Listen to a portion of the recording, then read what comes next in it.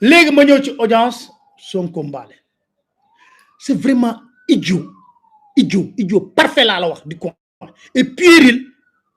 bay pour perdre une seule seconde ci audience Sonko ak Mballo xam nga ñi ci ratatat di wax fekkee woon audience xamuñu audience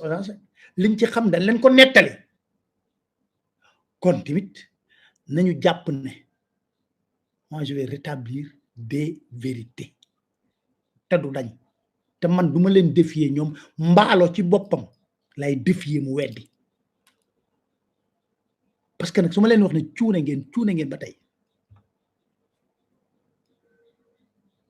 c'est vraiment idiot de penser qu'une seule seconde que Mballo mën na régler le plus petit problème au Sénégal fut-il le président de la CEDEAO c'est vraiment lu suñu kilifa yi Sëñ Muntaxa ñeneen ñi fi nekk ñëpp lu baax mënut a régler Mballo da ko mën a régler Mballo dëkkam ci boppam il fait pire à ses opposants dangaa ñëw ci audience dama leen wax kuy Mballo ba pare Mballo il fait pire Domingos parce que man duma waxantu j'ai passé plus d'une semaine Guinée-Bissau te su ma ko waxee ña nekk ci armée sénégalaise ci élection présidentielle yi ñi nekk ci armée sénégalaise war nañu wax xam war nañ ko prouver parce que daje na ñoo bokkoon hôtel Mballo à l'heure actuelle qu'est-ce qu'il fait Domingos mënul génn sax capitale bi Guinée-Bissau da ko interdire il fait pire que Macky Sall à ses opposants à l'heure actuelle président CEDEAO lu mu pesé kan moo gëm CEDEAO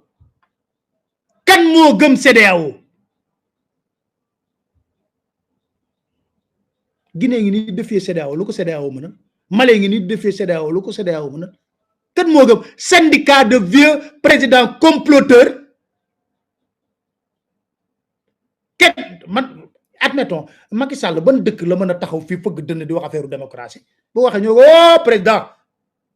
vraiment toi là il faut aller régler tes Sénégalais là que ton régime assassine chaque jour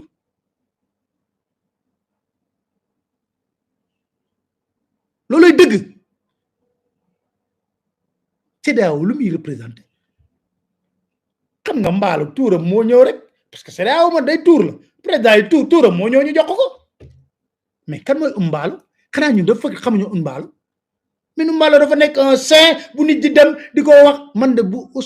ma leeroon na Ousmane Sonko moo dem di solliciter Mballo pour régler ay problème et cetera damay xam ne nag Sonko n'est pas intelligent du tout parce que Sonko xam ne Mballo bu baax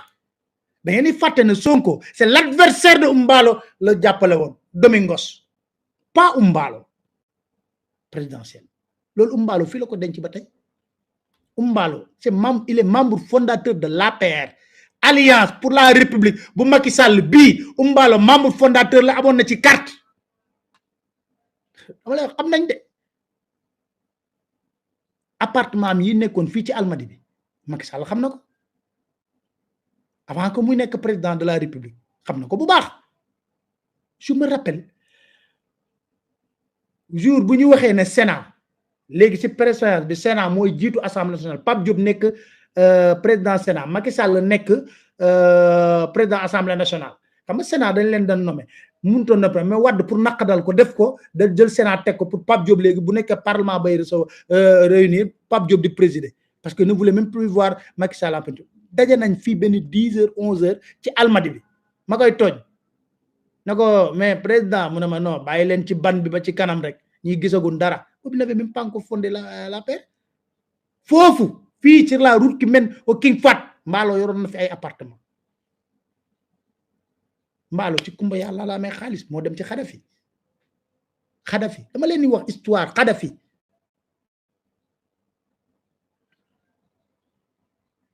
Mballo booyu Macky Sall la booy xam nga booy dëgg booy lépp lu mu am tey jii ci politique il le doit Macky Sall booyam la booy xam nga booy dernière élection présidentielle bi maa ngi woon Guinée-Bissau lan la Macky Sall dajul pour ñu fal Mballo dem na ci ba ci cortège Umbalo boko xolé sans gêne ay voiture DK mo ci nekkoon venant du Sénégal dama leen wax niveau de gravité ingérence au Sénégal ci élection présidentielle ministre de l'intérieur bu Guinée-Bissau dafa wo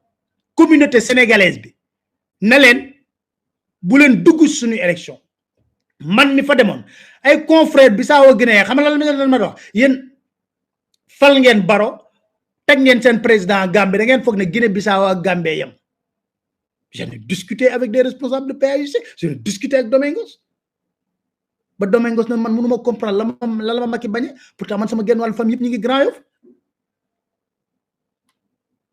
communauté sénégalaise bi dem naa seeti leen fu ñuy jaayee ay portable Guinée-Bissau certaines personnes m'ont interpellé ñoom dañoo tiit yàlla na Umbalo gaaño parce que nu ñu duggee ci politique bi dafa doy waar hôtel bi ma daloon y avait de hauts gradés de l'armée sénégalaise ñu camouflé ko ci mission bu CEDEAO amoon foofu les hauts gradés de l'armée sénégalaise ña nga fa woon daje naa ñoom ba nuyoon teg ñoom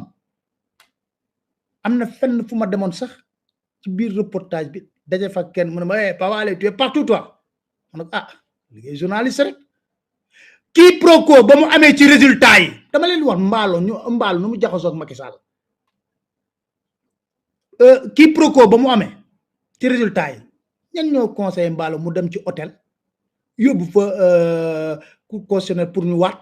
te recours yi boobu épluché guñ ko woon pour ñu waat il voulait mettre devant le fait accompli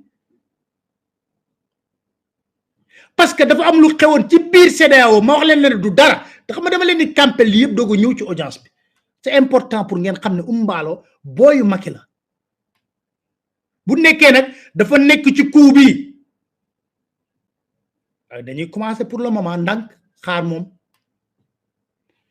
ci biir CEDEAO dafa amoon camp Alpha Condé Alassane Ouattara Domingos lañ dañ jàppale Umbalo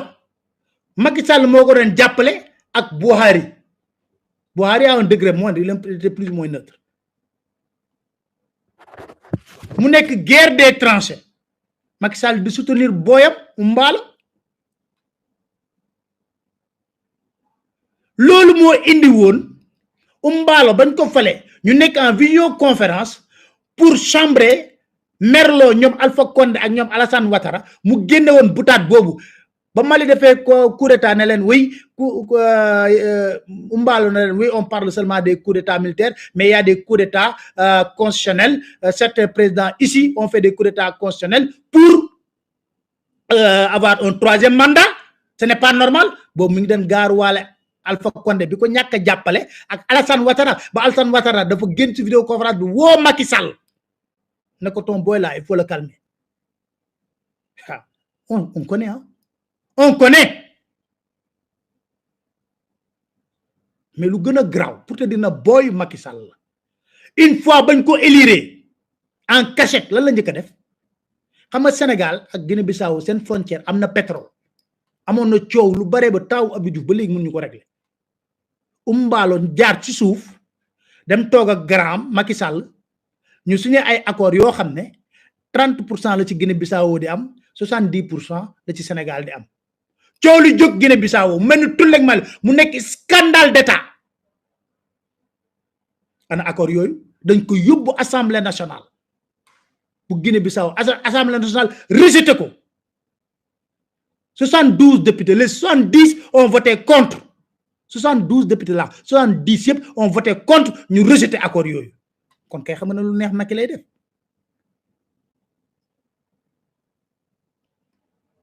ci audience bi lay ñëw Alioune Tine xam naa du dul wax ñu nit duñ wax contenu audience bi déedéet bu nekkee ne Umbalo moo wax li mu wax waxul dëgg il dit pas la vérité kan moo contacté Alioune Tine da ngeen fàtte ne vous avez échangé par WhatsApp y a les captures d'écran da ngeen ko fàtte noonu la tax ma ne leen cuuni dëgg ngeen di def quoi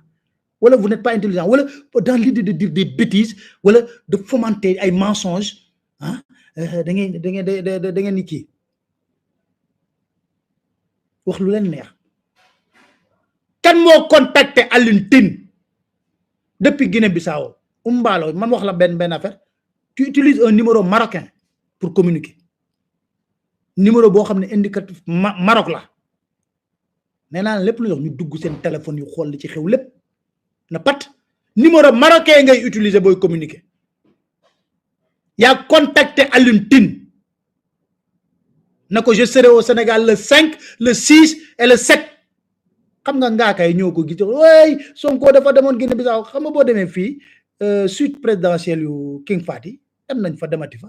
man foofu soo xoolee def naa fay interview lu daal di jàllale yu bëree bëri da nga koy xool les rideaux sont les mêmes le décor est la même da ngay xool rek naa fii mais Sonko mënu génn Sénégal lan la mën a demee Guinée Bissau c'est pas possible fii la ñëw moo yow yaa joxe say date na je serai au Sénégal le 5 xawma le 6 ak date am date yu nga joxe j'ai tout capture d'écran yeeg yëpp xam nga wax moom boo koy wax day leer mu xool date yi bu bañ cee juum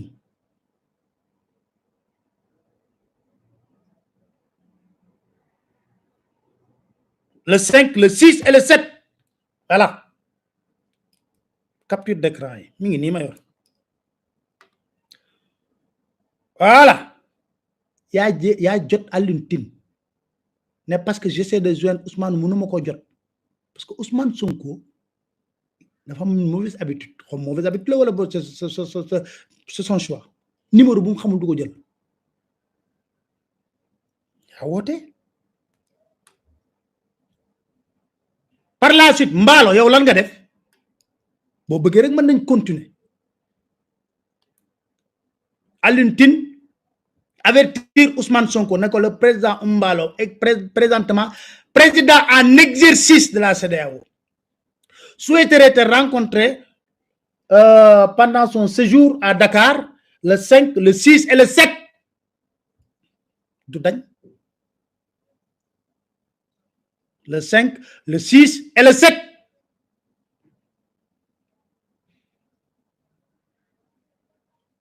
Sonko ne la mais non xaw ma numéro Mballo j'ai vu des numéros qui m'ont appelé Mballo yaa envoyé message pour wane Sonko na ko sa numéro bii la dama lay wax rek li xew ci contour audience boobu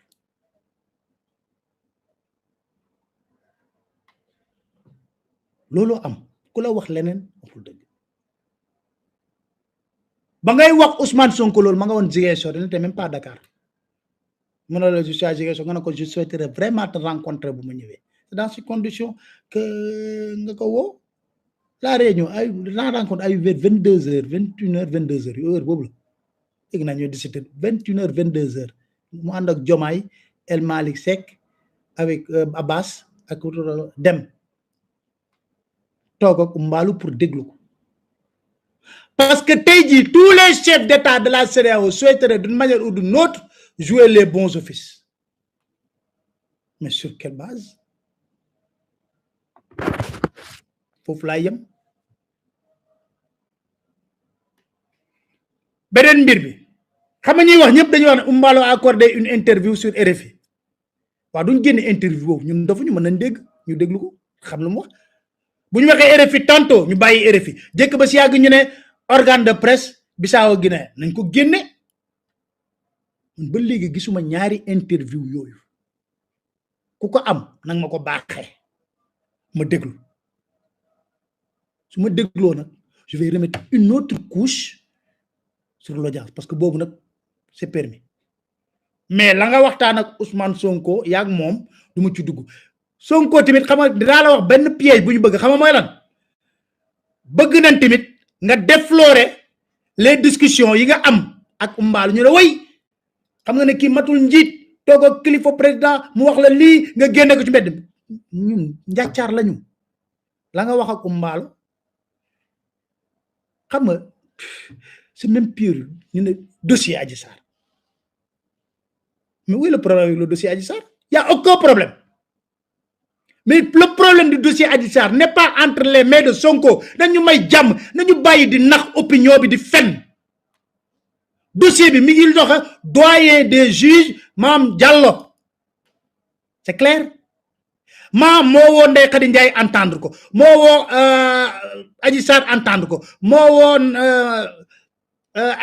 Aïssata Ba entendre ko moo woo serveuse yi dem na ba woo serveuse yoo xam ne bokkuñu woon sax ñu entendre mais Adji Sarr ci ay témoignage moo leen tudd ñoo ñëpp mu woo leen entendre leen waaw kuy woote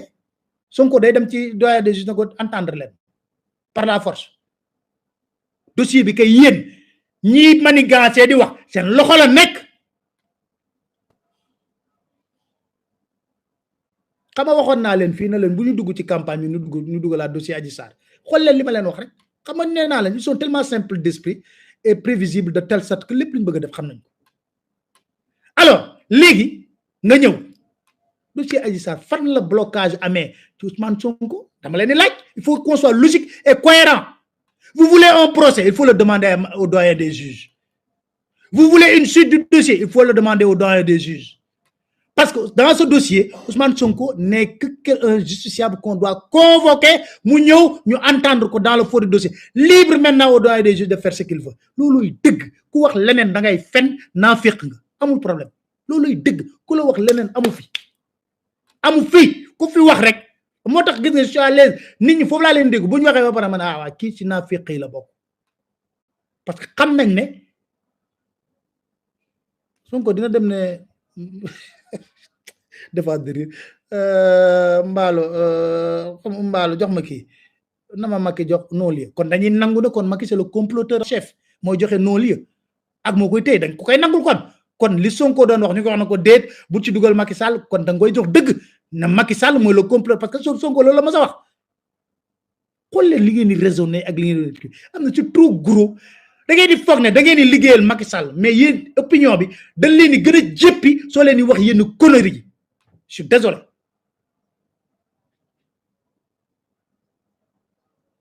reconnaître que c'est Macky Sall qui mooy joxe ay non-lieu kon y a pas de justice on le reconnaît beneen mbir mi li ma leen ma wax li Sonko wax na ko démb ci audience bi kenn waxu fa législative ba tey jii lu tax subitement ñu génn bout de phrase boobu je suis républicain je vais accepter les résultats qu'est-ce que vous mijotez qu'est-ce que vous préparez qu'est-ce que vous mijotez qu'est-ce que vous préparez kenn waxu fa législative ku wax loolu waxu dëgg kenn waxu fa élection législative wala buñ ko fa waxee tamit c'est dans le cadre global jàmm Sénégal voilà point